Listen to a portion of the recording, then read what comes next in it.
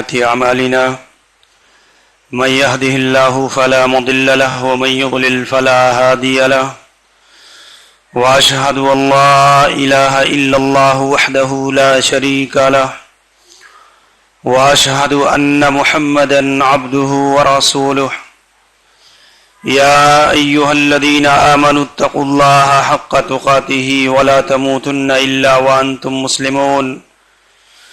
يا أيها الناس اتقوا ربكم الذي خلقكم من نفس واحدة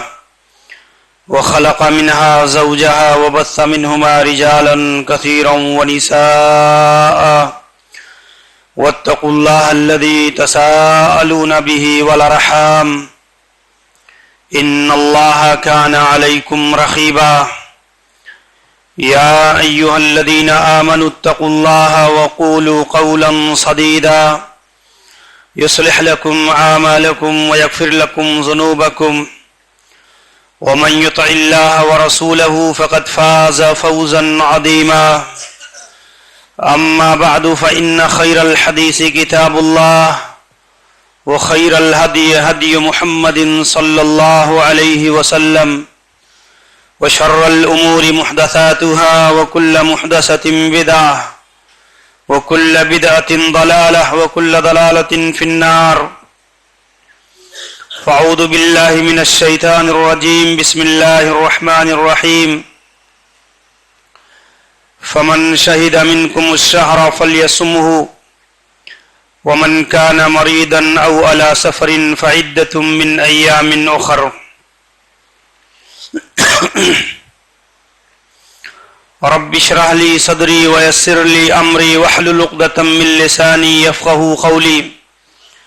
سبحانك لا علم لنا إلا ما علمتنا إنك أنت العليم الحكيم. محترم اسلامی بھائیوں اور ساتھیوں،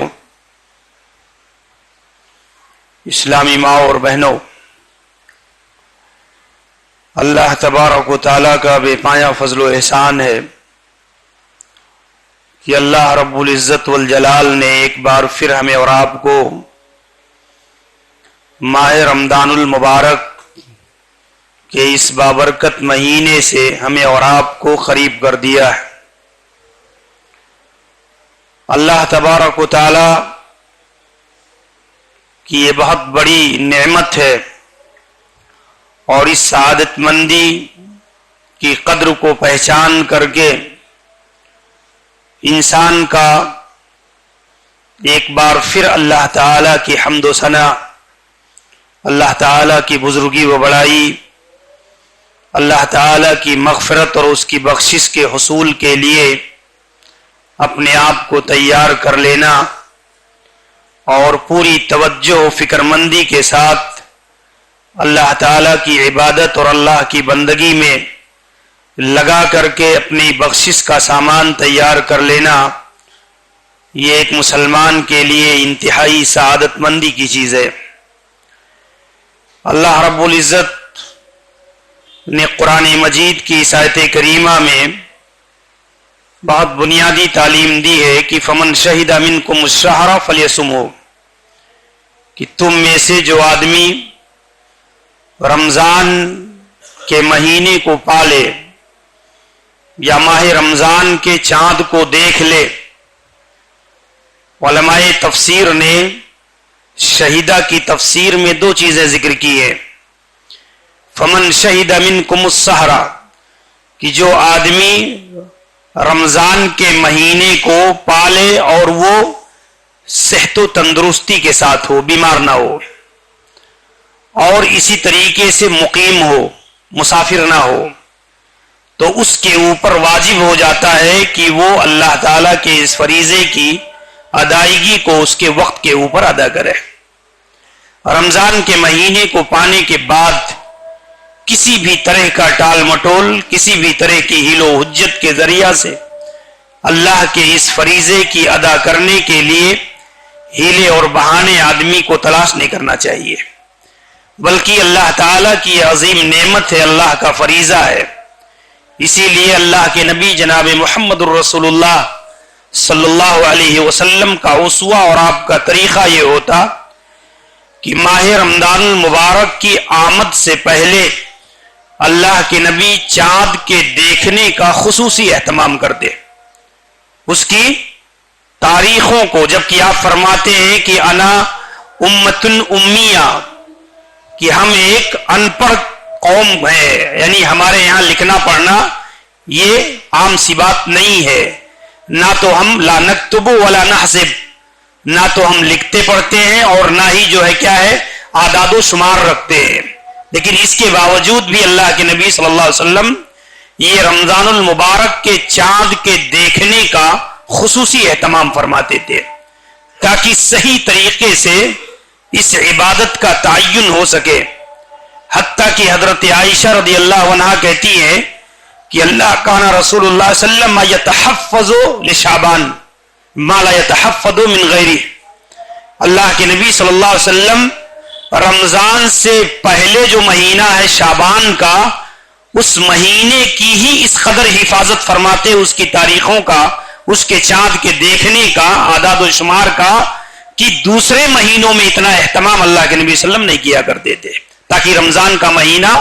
پوری طرح سے کلیئر رہے اور آدمی صحیح معنوں میں رمضان کے اس فریضے کو ادا کر سکے۔ اسی لیے آپ دیکھیں چاند کے ثبوت کے معاملے میں، ماہ رمضان المبارک کے دخول کے معاملے میں علماء نے صراحت کے ساتھ دو بنیادی اصول ذکر کیے ہیں، اور انہی بنیادوں پر ہمیں اور آپ کو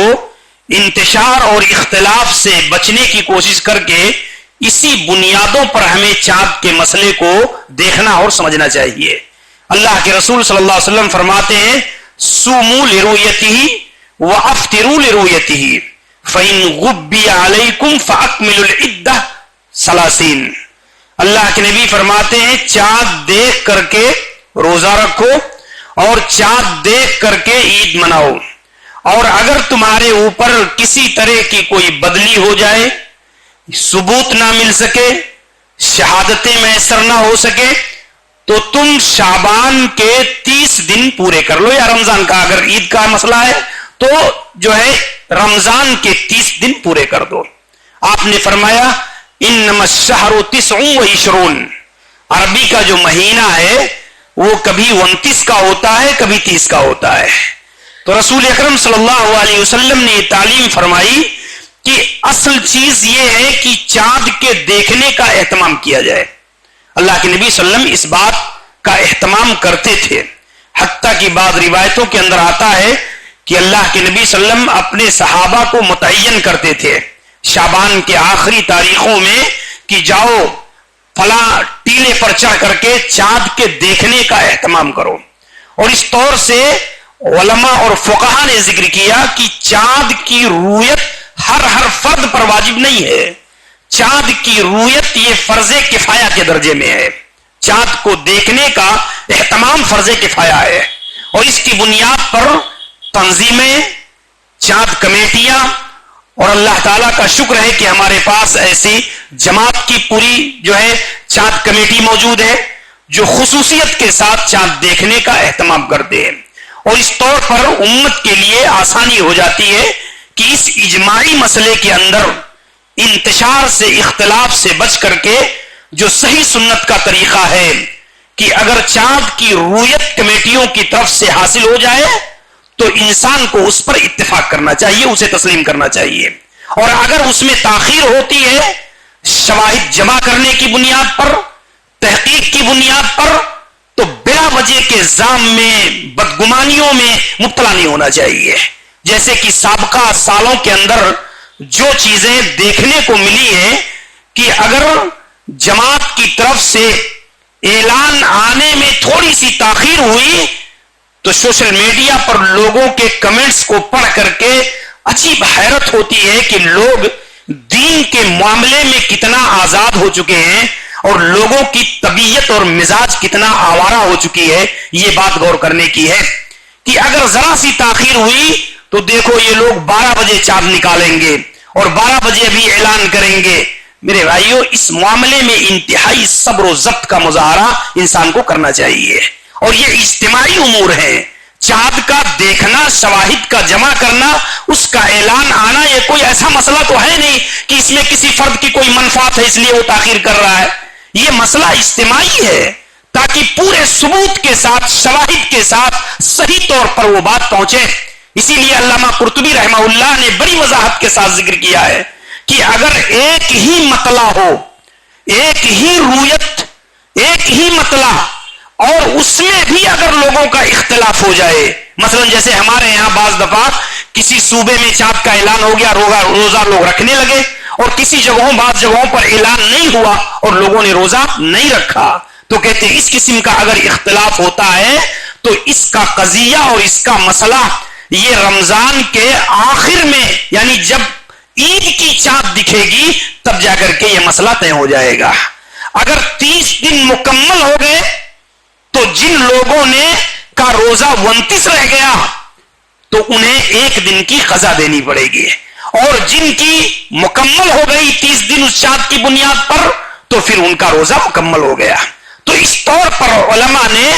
چاند کے باریک سے باریک مسئلوں کا احاطہ کیا ہے، اور ان مسائل میں امت کو اجتماعی طور پر اس مسئلے کو سمجھنے کی تعلیم فرمائی ہے. جیسے آپ دیکھیں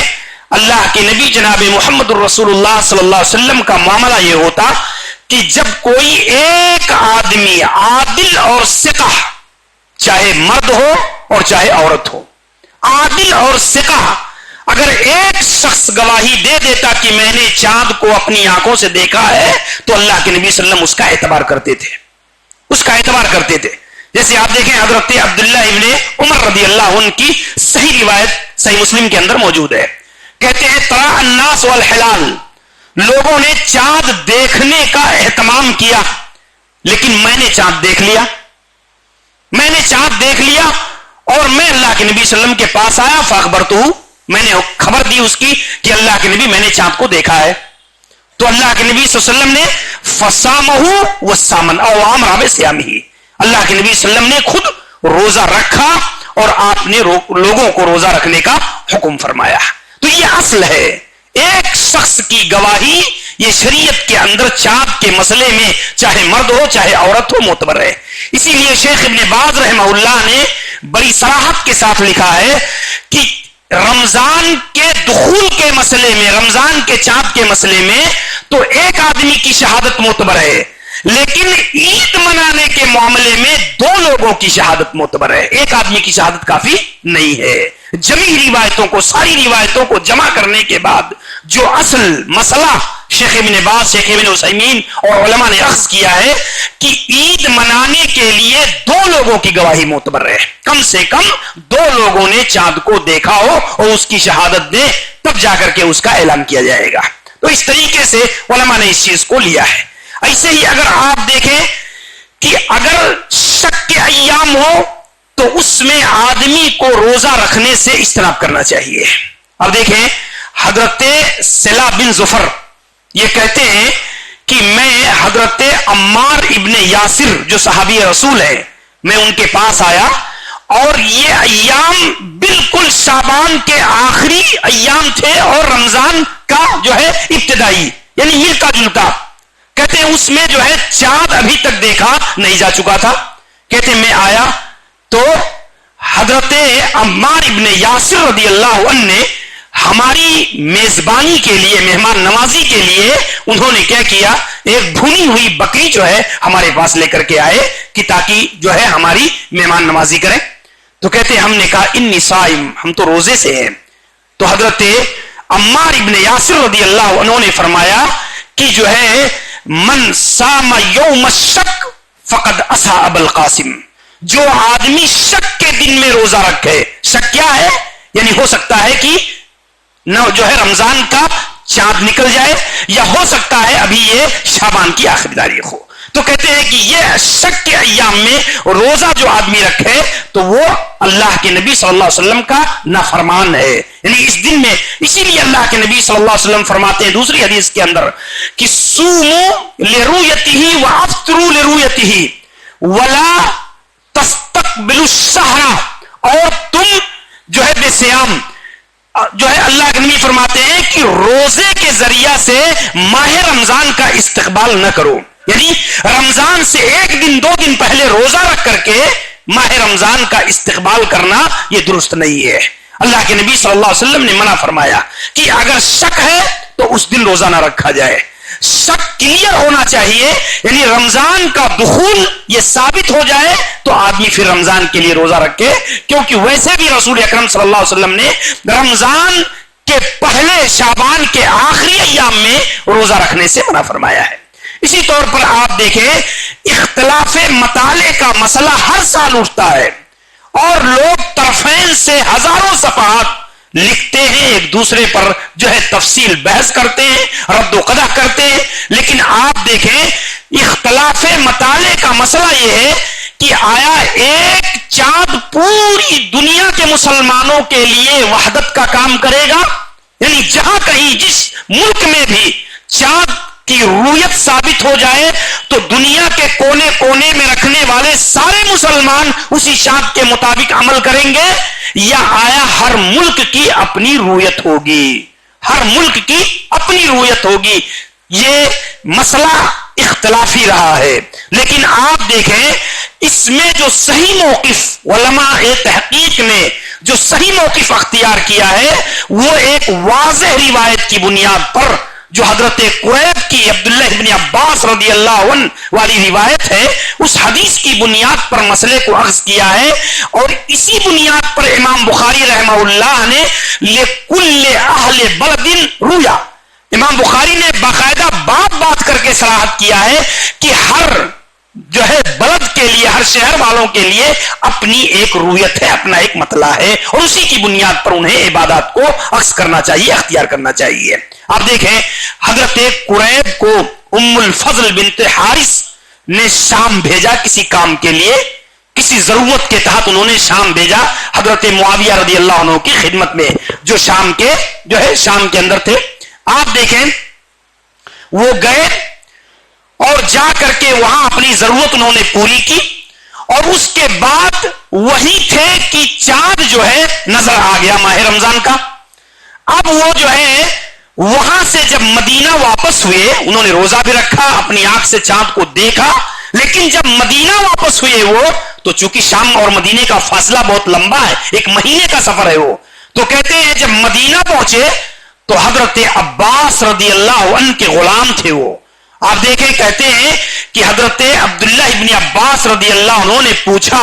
کہ تم لوگوں نے شام کے اندر چاند کب دیکھا تھا؟ تو کہتے ہیں کہ ہم نے لیلۃ جمعہ کی رات کو ہم نے جو ہے چاند دیکھا ہے۔ تو حضرت عبداللہ ابن عباس رضی اللہ عنہ نے کہا لیکن ہم نے مدینہ میں لیلۃ السبت کو، سنیچر کی رات کو ہم نے چاند دیکھا ہے، یعنی اہل شام نے جمعہ کے دن سے روزہ شروع کیا ہے، اور اہل مدینہ نے سنیچر کے دن سے جو ہے روزہ رکھنا شروع کیا ہے۔ آپ دیکھیں مطلع کا فرق ہے۔ اور حضرت قریب کہتے ہیں کہ جب میں نے یہ خبر حضرت عبداللہ ابن عباس رضی اللہ عنہ کو دیا تو انہوں نے کہا لیکن اللہ کے نبی صلی اللہ علیہ وسلم نے ہمیں اپنی رویت کا حکم دیا ہے، سوموا لرؤیتہ وافطروا لرؤیتہ، اسی کا حکم اللہ کے نبی صلی اللہ علیہ وسلم نے ہمیں دیا ہے۔ تو حضرت قریب کہتے ہیں کیا حضرت معاویہ رضی اللہ عنہ کے یہاں جو چاند دیکھا گیا تھا اس پر اکتفا نہیں کیا جائے گا، یعنی اس کو اصل اور بنیاد نہیں بنایا جائے گا؟ تو حضرت عبداللہ ابن عباس رضی اللہ عنہ نے کہا لا، نہیں، اس کو بنیاد نہیں بنایا جائے گا۔ اسی حدیث کو علماء نے لے کر کے اختلاف مطالعے کے مسئلے کو حل کیا ہے کہ جہاں جس شہر کے اندر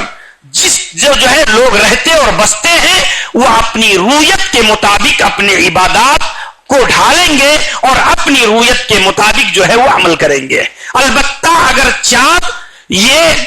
دوسرے دن دیکھنے میں، ایک تنبیہ علماء نے ذکر کیا ہے کہ اگر مثلا آج چاند کا اعلان ہو گیا، اس سے پہلے چاند نہیں دیکھا گیا تھا، لیکن اب جب چاند نکلا تو وہ کافی بڑا ہے اور موٹا ہے، تو کہتے ہیں اس کا کوئی اعتبار نہیں ہوگا، شریعت کے اندر اس کا کوئی اعتبار نہیں کیا گیا ہے۔ اس لیے رائے زنی کرنا کہ کمیٹیوں نے غلطی کیا ہے، انہوں نے جو ہے چاند کو صحیح معنوں میں جو ہے شہادتیں نہیں جمع کی ہیں، اہتمام نہیں کیا ہے، اور اس کے لیے دیکھو یہ چاند دیکھنے میں دوسرے دن کا لگتا ہے. یہ اس قسم کی لغو چیزوں کو کر کے اور لوگوں کو شک اور شبہ میں ڈالنا، یہ سنت کے طریقے کے عین خلاف ہے، اجتماعی مقاصد کے عین خلاف ہے. اس لیے کہ اللہ کے نبی صلی اللہ علیہ وسلم نے کیا فرمایا؟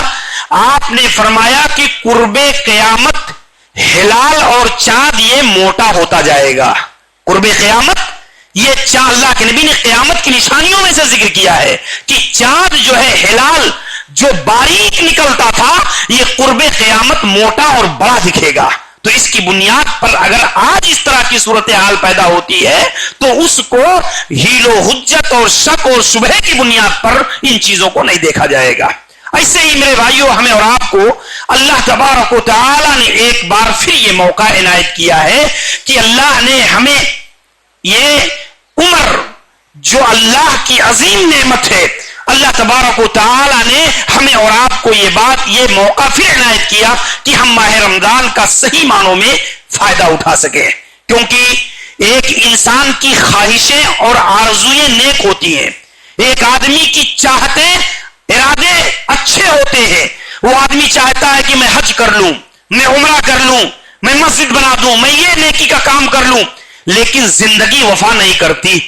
زندگی وفا نہیں کرتی اس کے ساتھ، اور اس کی آرزویں، اس کی خواہشیں یہ عملی جامہ نہیں پہن پاتی ہے. اگر ایک آدمی کو اللہ تبارک و تعالی طویل عمر دیتا ہے اور اس حیثیت سے اس کو اللہ رب العالمین یہ موقع فراہم کرتا ہے کہ وہ ماہ رمضان، حج، عمرہ، دیگر نیک خواہشیں اور نیکیوں کا عمل آدمی انجام دے سکے، تو یہ اللہ تعالیٰ کی بڑی عظیم ترین نعمت ہے. اور اس حدیث کی روشنی میں جس کو ہم بارہا سنتے ہیں، حضرت جو ہے عبید اللہ رضی اللہ عنہ کی روایت آپ دیکھیں گے، حضرت طلحہ بن عبید اللہ کی مشہور اور معروف روایت، جس میں انہوں نے دیکھا کہ دو لوگ آئے اور انہوں نے اسے ایک ساتھ اسلام قبول کیا. ایک بڑا مجاہد، بڑا عابد و زاہد اور بڑی نیکیاں کرنے والا اور شہادت کے مرتبے پر فائز ہو جاتا ہے. لیکن آپ دیکھیں دوسرا شخص جو ہے یہ فرائض کی پابندی کرنے والا، بہت زیادہ نیکیوں کا حریص تو نہیں ہے، لیکن اپنے اس ساتھی کی شہادت کے بعد تقریباً 1 سال زندہ رہتا ہے، 1 سال بحیات رہتا ہے. اور حضرت طلحہ بن عبید اللہ کہتے ہیں میں نے دیکھا کہ دونوں میں سے جب اللہ تعالیٰ نے انہیں جنت کے اندر داخل کیا تو وہ آدمی جو 1 سال کے بعد جس کی شہادت انتقال ہوا ہے، جو وہ جنت کے اندر پہلے داخل ہو گیا، پہلے کیا گیا. تو کہتے ہیں کہ میں نے اللہ کے نبی صلی اللہ علیہ وسلم سے اس بات کا ذکر کیا اور اپنے تعجب کا ذکر فرمایا، تو اللہ کے نبی نے کہا من این ذالک تعجبون، اس پر تعجب کی کیا بات ہے، اس پر تعجب کی کیا بات ہے؟ کیونکہ اس آدمی کو کیا 1 سال کا وقفہ نہیں ملا؟ اس آدمی نے رمضان کا مہینہ نہیں پایا، اس آدمی نے نمازیں نہیں پڑھی، سجدے نہیں کیے. تو اب ایک آدمی اگر 1 سال کی مدت اس نے اپنی زندگی کی پا لی ہے اور اس کی بنیاد پر وہ آدمی عبادتوں میں اس کو صرف کر رہا ہے، تو لازمی نتیجہ ہے کہ جو شخص 1 سال پہلے انتقال کر گیا ہے، اس کی نیکیوں کا دروازہ بند ہو گیا ہے، تو یہ آدمی لامحالہ اس پر سبقت کر جائے گا. تو اس سے پتا چلا کہ گویا زندگی اور عمر کا کچھ حصہ ملنا یہ انسان کے لیے بہت بڑی سعادت مندی کی چیز ہے، بہت بڑی سعادت مندی کی چیز ہے. اور آدمی کو پورے ذوق کے ساتھ، شوق کے ساتھ، انہماک کے ساتھ، توجہ اور پورے جو ہے انسان کو متوجہ ہو کر کے ان ایام کی قدر کو پہچاننا چاہیے اور اپنے آپ کو اللہ کی بخشش اور اللہ کی مغفرت کا مستحق بنا لینا چاہیے. اس لیے کہ پھر انسان کے لیے یہ ایام دوبارہ ملے نہ ملے اس کی کوئی گارنٹی نہیں ہے. انسان اس لیے آدمی کو فکر مند ہونا چاہیے، پہلی چیز. دوسری چیز یہ ہے کہ نیکیوں کی طرف سبقت کی ترغیب یہ اللہ کے رسول صلی اللہ علیہ وسلم صحابہ کرام کو دیا کرتے تھے. خود قرآن مجید نے کئی مقامات پر ذکر کیا ہے، انہم کانوا یسارعون فی الخیرات ویدعوننا رغبا ورہبا وکانوا لنا خاشعین. انبیاء کرام کی سنت، انبیاء کا طریقہ اللہ تبارک و تعالیٰ ذکر کرتا ہے کہ یہ اللہ کے وہ بندے ہیں جو نیکیوں کی طرف سبقت کرنے والے، کار خیر میں سب سے زیادہ بڑھ چڑھ کر کے حصہ لینے والے، انہم کانوا یسارعون فی الخیرات، اور اللہ کے خوف، اللہ کی خشیت اور اللہ سے امید لگا کر کے دعا کرنے والے، اللہ سے فریاد کرنے والے، اللہ سے گڑ گڑا کر کے رونے والے، یہ اللہ تعالیٰ نے اپنے انبیاء اور اپنے نبیوں کے صفات میں سے ذکر کیا ہے کہ یہ ان کے خصوصیات اور ان کے کردار ہوا کرتے تھے۔ تو اس طور پر ہم دیکھتے ہیں کہ ایسے ہی اللہ تعالیٰ نے دوسری جگہ بیان فرمایا وَسَارِعُوا إِلَى مَغْفِرَةٍ مِّن رَّبِّكُمْ وَجَنَّةٍ عَرْضُهَا السَّمَاوَاتُ وَالْأَرْضُ أُعِدَّتْ لِلْمُتَّقِينَ، کہ اللہ تعالیٰ کی بخشش اور اس کی مغفرت کی طرف لپکو، آگے بڑھو، سبقت کرو، اور اس جنت کے پانے کے لیے آگے بڑھو جس کی چوڑائی آسمان اور زمین کے برابر ہے۔ اور پھر اللہ تعالیٰ نے بیان فرمایا وَسَارِعُوا إِلَى مَغْفِرَةٍ مِّن رَّبِّكُمْ وَجَنَّةٍ عَرْضُهَا السَّمَاوَاتُ كَالْأَرْضِ، جو ہے اُعِدَّتْ لِلْمُتَّقِينَ، یہ متقی بندوں کے لیے تیار کیا گیا ہے۔ اور اس کی وجہ سے ہم دیکھتے ہیں کہ اسلاف میں اس قدر جذبہ ہوا کرتا تھا کہ سلف صالحین یہ خصوصیت کے ساتھ اس مبارک مہینے کی آمد کے ساتھ پوری توجہ اس کی طرف منتقل کر دیا کرتے تھے۔ اسی لیے ہم دیکھتے ہیں میرے بھائیوں کہ بعض صحابہ، تابعین، سلف یہ رمضان المبارک کی عبادتوں کے لیے علم کا سیکھنا سکھانا، فتوے دینا، درس حدیث اور دیگر چیزوں کو بند کر کے پوری طرح سے متوجہ ہو جاتے اللہ کی عبادت کی طرف۔ حتیٰ کہ آپ دیکھیں گے حضرت سوید بن غفلہ انصاری،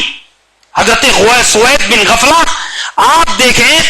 کہ یہ مخضرم صحابی ہے،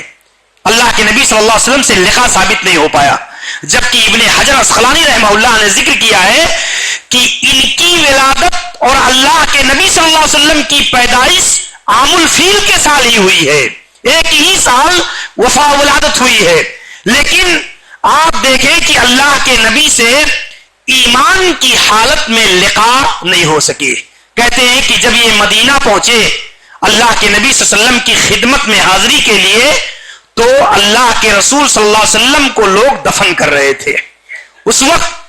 بڑا قلق ہوا، بڑی تکلیف ہوئی، کہتے ہیں زندگی بھر مجھے اس کا قلق رہا کہ میں اللہ کے رسول صلی اللہ علیہ وسلم سے ایمان کی حالت میں آپ سے ملاقات نہ کر سکا۔ اور جب وہ مدینہ پہنچے تو اللہ کے نبی صلی اللہ علیہ وسلم کو دفن کیا جا چکا تھا۔ اور لیکن آپ دیکھیں 127 سال کی عمر، ابن حجر اسقلانی نے ذکر کیا کہ 127 سال کی عمر جو ہے اللہ تعالیٰ نے انہیں عنایت کیا۔ عمر کے آخری پڑاؤ میں عبادتوں پر اتنے حریص، عبادتوں کے اتنے خوگر کہ آپ دیکھیں 120 سال کی عمر میں قیام اللیل کے لیے نوجوانوں کے ساتھ کھڑے ہو کر کے لمبا قیام کرتے، بلکہ بعض علماء نے ذکر کیا ہے کہ وہ اپنے قبیلے میں جا کر کے لوگوں کو قیام اللیل کی امامت کرتے تھے اور طول طویل نمازیں پڑھاتے تھے 120 سال 122 سال کی عمر کے اندر، جہاں انسان کی ہڈیاں جواب دے جاتی ہیں، انسان کا کچھ وقت کھڑے ہونا مشکل گزرتا ہے۔ یہ عبادتوں کی حرص، عبادتوں کی لالچ اور عبادتوں کی چاہت کی بنیاد پر وہ اپنے آپ کو اللہ کے لیے تھکاتے تھے، اللہ کے لیے لگاتے تھے۔ اسی لیے حضرت عثمان ابن عفان رضی اللہ عنہ، اللہ کے نبی صلی اللہ علیہ وسلم کے داماد، یہ کہتے ہیں کہ جو ہے لو طہرت قلوبنا، اگر ہمارے دل پاکیزہ ہو جائیں، ہمارے دل صاف ستھرے ہو، پاکیزہ ہو، ما شبعت من کلام ربنا، تو ہم اللہ کے کلام کو پڑھ کر کے کبھی آسودہ نہیں ہو سکیں گے۔ اللہ کے کلام کو پڑھ کر کبھی آسودہ نہیں ہوں گے۔ اللہ کے کلام کو آپ پڑھیں گے لیکن تشنگی باقی رہے گی، چاہت باقی رہے گی، تلاوت کا شوق دوبارہ ہوتا جائے گا، اس بشرط یہ ہے کہ ہمارے دل میں پاکیزگی ہو، طہارت ہو، خلوص ہو، اور وہ امید ہو کہ اللہ تبارک و تعالیٰ نے اس کے ایک ایک حرف پر 10 نیکیوں کا وعدہ کر رکھا ہے۔ تو میرے بھائیوں، یہ سلف کے طریقے ہوا کرتے تھے، اسلاف امت اس کا خصوصیت کے ساتھ اہتمام کرتے تھے۔ حضرت فضیل بن عیاض رحمہ اللہ کے بارے میں آتا ہے کہ رمضان المبارک کے مہینے میں عبادتوں کے اتنے خوگر ہوتے کہ جب دن آتا رمضان کا تو تھوڑے سے غمگین ہو جاتے، اور جب راتیں آتی تو خوشی اور مسرت سے جھوم اٹھتے اور کہتے اب یہ راتیں ہمیں اللہ رب العالمین سے خلوت، اللہ سے راز و نیاز کے لیے یہ ذریعہ بنیں گی، اور ہم بڑھ چڑھ کر کے راتوں کے اندر اللہ کی عبادت اور اللہ کی بندگی کر پائیں گے۔ اسی لیے صحیح بخاری کی اس حدیث کو دیکھیں گے کہ رسول اکرم صلی اللہ علیہ وسلم کے معاملے میں حضرت عبداللہ ابن عباس رضی اللہ عنہ بیان کرتے ہیں کان رسول اللہ صلی اللہ علیہ وسلم اجود الناس واجود ما یکون فی رمضان حین یلقاہ جبریل، اللہ کے نبی سب سے زیادہ سخی آدمی تھے۔ یہاں مال کی سخاوت صرف مراد نہیں ہے، یہاں اجود اور سخاوت جو ہے یہ ساری نیکیاں اور ساری خیرات، ساری بھلائیاں مراد ہیں یہاں پر، کہ ہر نیکی میں، نوافل میں، روزے میں، صدقات و خیرات میں، تلاوت قرآن میں خصوصیت کے ساتھ، کیونکہ اس کے بعد ہی ذکر ہے کہ اللہ کے رسول صلی اللہ علیہ وسلم رمضان کے مہینے میں جب حضرت جبریل سے ملاقات ہوتی، حضرت جبریل اللہ کے نبی کو دور کراتے تھے، قرآن مجید کا دور کراتے تھے، پڑھاتے تھے، یادہ کراتے تھے، اور رسول اکرم صلی اللہ علیہ وسلم حضرت جبریل سے جب ملاقات کرتے تو آپ کا شوق دوبالا ہو جاتا، اور آپ سب سے زیادہ سخی اور حریص ہو جاتے اس عبادت کے انجام دینے پر۔ یہ نبی کریم صلی اللہ علیہ وسلم کا اسوہ اور عمل ہوتا تھا۔ آپ دیکھیں گے میرے بھائیوں کہ اللہ کے نبی صلی اللہ علیہ وسلم کے قدم مبارک میں ورم آتا تھا، مشہور روایت ہے، لیکن آپ وہی دیکھیں گے دوسری روایت ملتی ہے کہ اللہ کے نبی نے نہا رسول اللہ صلی اللہ علیہ وسلم عن الوصال، اللہ کے نبی نے پے در پر روزہ رکھنے سے عام دنوں کے اندر منع فرمایا۔ پے در پر مستقل روزہ رکھنا، بہت زیادہ آدمی نفلی روزہ رکھنا چاہتا ہے تو آپ نے صوم داؤدی کا حکم فرمایا کہ ایک دن روزہ رکھا جائے اور ایک دن چھوڑ دیا جائے، مسلسل روزہ رکھنے کی اجازت اللہ کے نبی صلی اللہ علیہ وسلم نے نہیں دیا۔ لیکن آپ دیکھیے صحابی رسول جو حدیث کے راوی ہیں وہ پلٹ کر اللہ کے نبی سے پوچھتے ہیں کہ انتا یا رسول اللہ، اللہ کے نبی آپ تو صوم وصال رکھتے ہیں، آپ تو پے در پر روزہ رکھتے ہیں، تو رسول اکرم صلی اللہ علیہ وسلم نے کہا یطعمنی ربی ویسقین، لیسا جو ہے میں تمہارے طرح نہیں ہوں، میرا معاملہ تمہارے جیسا نہیں ہے، میرا رب مجھے کھلاتا اور پلاتا ہے۔ تو اللہ کے نبی صلی اللہ علیہ وسلم نے، آپ دیکھیں یہاں یطعمنی ویسقین کی تشریح ابن قیم نے جس نظریے سے کیا ہے کہ یہاں ظاہری طعام اور شراب مراد نہیں ہے،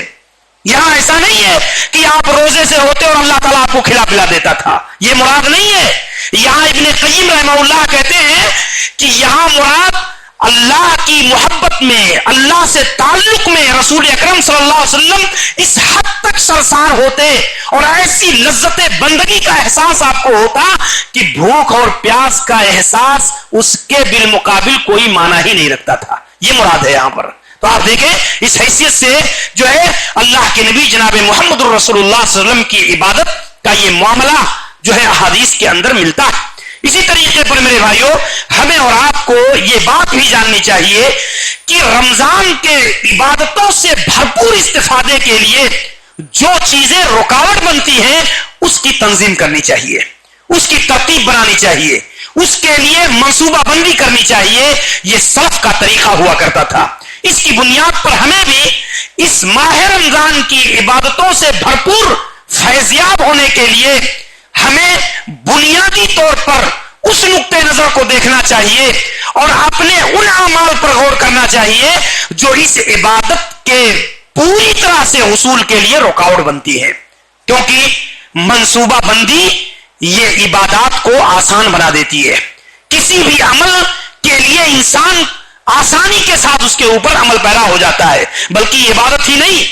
دنیاوی معاملات میں بھی ایک مومن کو منصوبہ بندی کی تعلیم دی گئی ہے کہ ایک آدمی، اور کرتا بھی ہے انسان، ایک آدمی کو تجارت کرنی ہے، لازمی نتیجہ ہے وہ اس کے لیے منصوبہ بندی کرتا ہے، کہاں دکان کھولنی ہے، کس چیز کا بزنس کرنا ہے، کیسے اس چیز کو مال خریدنا ہے، کیسے بیچنا ہے، پوری منصوبہ بندی انسان کے پاس ہوتی ہے۔ ایسے ہی ایک آدمی شادی بیاہ کرنا چاہتا ہے، گھر بنانا چاہتا ہے، حج کرنا چاہتا ہے، یہ ساری ایسے ہی آدمی کو رمضان کے اس بابرکت مہینے کے پوری طرح سے فیضیاب ہونے کے لیے منصوبہ بندی کرنی چاہیے. منصوبہ بندی میں دو بنیادی چیزیں. ایک چیز تو یہ ہے کہ آپ کی عبادتوں سے سب سے زیادہ جو چیز ٹکرا رہی ہے وہ کیا ہے, سب سے بڑی رکاوٹ جو بن رہی ہے وہ کیا ہے. آپ اور ہم شہری زندگی بسر کرتے ہیں, اور شہری زندگی کے اندر ہر آدمی تجارت سے, دکانداری سے, مال کے خرید و فروخت سے, نوکری پیشہ ہے. ایک آدمی ان چیزوں سے جڑا ہوا ہے, اور اس کی بنیاد پر رمضان کے مہینے میں بھی روزی کمانے کا یہ تسلسل ایسے ہی قائم رہتا ہے. اور اس کی بنیاد پر, زندگی کے عام روٹین کی بنیاد پر جب ترتیب اور منصوبہ نہیں بناتا تو یہ چیزیں اس کی عبادت سے ٹکراتی ہیں, وقت نکالنے سے ٹکراتی ہیں, اور اس کی بنیاد پر آدمی کے لیے ایک امتحان کا ماحول پیدا ہوتا ہے کہ آیا اس کے یہاں اب ترجیحی پہلو کیا ہے. اب ترجیحی معاملہ کیا ہے؟ اللہ کی عبادت ماہ صوم کی ان نزاکتوں کو دیکھ کر کے, ان عبادتوں کو دیکھ کر کے اب اسے اپنے روزی کے معاملے میں, اپنی دکانداری کے معاملے میں کچھ کمی کرنی ہے اور عبادتوں سے بھرپور فائدہ اٹھانا ہے, یا پھر عبادتوں کو چھوڑ کر کے اور اسی دکانداری کی پرانی روش پر اسے قائم رہنا ہے. یہ امتحان کا موقع ہوتا ہے. اسی لیے اللہ تبارک و تعالی حدیث قدسی کے اندر بیان فرماتا ہے, یبن آدم تفرغ لعبادتی, اے ابن آدم میری عبادت کے لیے اپنے آپ کو فارغ کر, میری عبادت کے لیے وقت نکال. اگر تو ایسا نہیں کرے گا اسد و فقر, میں فقر و فاقہ سے تیرے ہاتھ کو بھر دوں گا میں, اور اگر تو میری عبادتوں کے لیے جو ہے وقت نکالے گا تو میں تجھے غنی کر دوں گا, تیرے سینے کو بے نیاز کر دوں گا. یہ حدیث قدسی ہے جس کو شیخ البانی نے صحیحہ کے اندر صحیح سند کے ساتھ نقل کیا ہے. تو آپ اندازہ کیجئے میرے بھائیوں کہ عبادتوں کے لیے وقت کی تنظیم یہ بنیادی چیز ہوا کرتی ہے. یہ ایک انسان کا یہ امتحان ہوتا ہے. ایسے ہی قرآن مجید نے اس بات کو بڑی وضاحت کے ساتھ ذکر کیا ہے, رجال لا تلہیہم تجارت ولا بیع عن ذکر اللہ واقام الصلاۃ وایتاء الزکاۃ یخافون یوما تتقلب فیہ القلوب والابصار.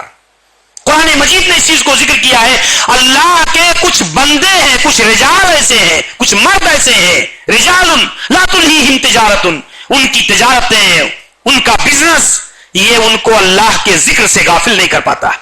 اللہ کے ذکر سے غافل نہیں کر پاتا. ان کی اصل زندگی کا محور و مرکز اللہ کی عبادت اور اللہ کی بندگی ہوتی ہے. یہ روزی روٹی تو ضمن ہوتی ہے, اس سے جڑی ہوئی چیز ہوتی ہے. رجال اللہ تلہیہم تجارت ولا بیع عن ذکر اللہ واقام الصلاۃ, نماز قائم کرنے سے, روزہ جو ہے زکات دینے سے. لیکن پھر اللہ نے علت بتایا. علت کیا ہے؟ یہ معمولی چیز نہیں ہے. یہ کہنے سننے میں جتنا آسان لگتا ہے, عملی اور پریکٹیکلی زندگی میں اس کو برتنا اتنا آسان نہیں ہوتا کہ ایک طرف روزی کی آزمائش ہے اور دوسری طرف اللہ کی عبادت اور بندگی ہے. تو اللہ تعالیٰ نے فرمایا یہ جو ہے یہ اس بنیاد پر ہے کہ ان کے دل اللہ کے خوف سے لرزا و ترسا ہوتے ہیں. ان کے دل کیا ہے؟ قیامت کے منظر کو دیکھ کر کے تتقلب فیہ القلوب والابصار, جس دن نگاہیں اور دل خیرہ ہو جائیں گی, یہ اس دن کے خوف سے لرزا اور ترسا ہوتے ہیں. اور یہی اللہ کی خشیت اور اللہ کا خوف یہ ان کو آمادہ کرتی ہے کہ وہ اپنی تجارتوں اور اپنے بزنس کے لیے اللہ کے فرائض اور اللہ کی عبادتوں کو کسی قیمت پر قربان کرنے کے لیے تیار نہیں ہوتے ہیں. دیکھیے اللہ تبارک و تعالیٰ نے, اور اسی لیے آپ دیکھیں عبداللہ ابن مسعود رضی اللہ عنہ کہتے ہیں میں بازار گیا تو میں نے دیکھا کہ جیسے ہی اذان ہوئی اللہ کے بندوں کو میں نے دیکھا, کچھ لوگوں کو,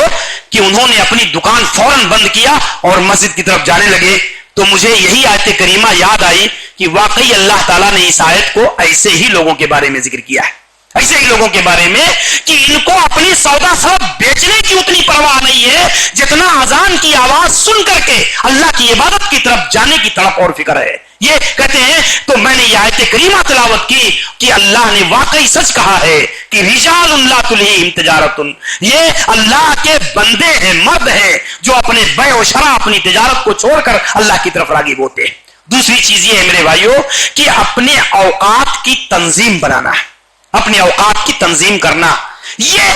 اوقات کی تنظیم اللہ کے نبی صلی اللہ علیہ وسلم نے بیان فرمایا نعمتان مغبون فیہما کثیر من الناس الصحت والفراغ. الصحت والفراغ، دو نعمتیں اللہ کی بڑی قیمتی ہے، لیکن ان دو نعمتوں کے بارے میں عموماً لوگ غفلت کا شکار ہیں. عموماً لوگ غفلت کا شکار ہیں. وہ کیا ہے؟ صحت و تندرستی اور وقت. صحت و تندرستی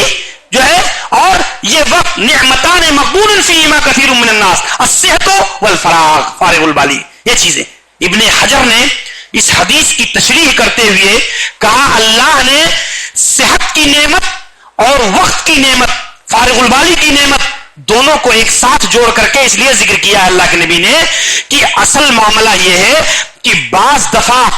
آدمی کے پاس صحت و تندرستی ہوتی ہے، صحت و تندرستی ہوتی ہے، لیکن اللہ کی عبادت کے لیے وقت نہیں ہوتا ہے.